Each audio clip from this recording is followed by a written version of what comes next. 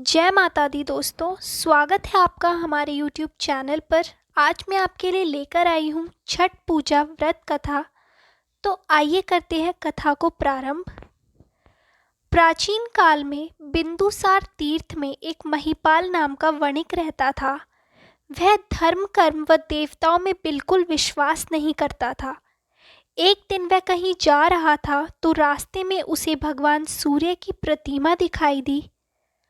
उस वणिक ने भगवान सूर्य की प्रतिमा पर पहले तो थूका, उसके बाद उसके सामने मलमूत्र का त्याग किया और वहां से चला गया। कुछ दिनों बाद उस व्यक्ति यानी कि वणिक की धीरे धीरे आंखें खराब होने लगी, अर्थात उसे कम दिखाई देने लगा और एक दिन उसको बिल्कुल भी दिखाई नहीं दिया और वह अंधा हो गया, जिससे उसने परेशान होकर यानी अपने जीवन से ऊबकर गंगा जी में डूबकर मर जाने की ठान ली और वह आत्महत्या करने के लिए गंगा जी की ओर चल दिया। रास्ते में उस व्यक्ति को महर्षि नारद जी मिले और उनसे भेंट की।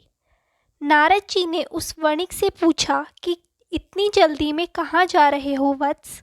नारद जी के पूछने पर महिपाल वणिक ने कहा कि अब मैं मेरे इस जीवन से परेशान हो गया हूँ, इसीलिए गंगा जी में कूदकर अपनी जान दूंगा, इसीलिए गंगा नदी पर जा रहा हूँ।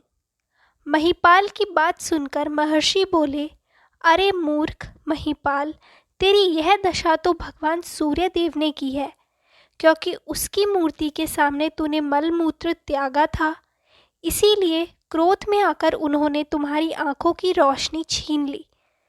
नारद जी की बात सुनकर वह वणिक बोला, हे महर्षि, इस महापाप से मुक्त होने का कोई तो उपाय होगा, कृपा करके मुझे बताइए ताकि मैं अपने इस अंधकार भरे जीवन से बाहर आ सकूं।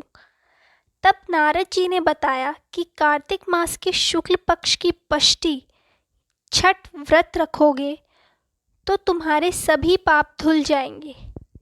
ऐसा कहकर नारद जी तो वहाँ से चले गए और कुछ दिनों बाद कार्तिक मास की शुक्ल पक्ष की छठी आई और महिपाल ने छठी मैया व सूर्य भगवान का व्रत पूर्ण रूप से किया, अर्थात पूरे विधि विधानों से श्रद्धा पूर्वक किया, जिसके प्रभाव से उसकी आंखों की रोशनी वापस आ गई और उसके सभी कष्ट दूर हो गए। वणिक के ऐसा करने पर सुख समृद्धि पूर्ण दिव्य ज्योति प्राप्त कर वह स्वर्ग का अधिकारी बन गया। अतः वह अपने अंतिम जीवन में भी सुख आनंद वैभव पाते हुए अंत को स्वर्ग लोक को प्राप्त हुआ। तो ये थी छठ मैया व्रत कथा। ऐसी ही और कथाएं सुनने के लिए हमारे चैनल को सब्सक्राइब करें और शेयर करना ना भूलें।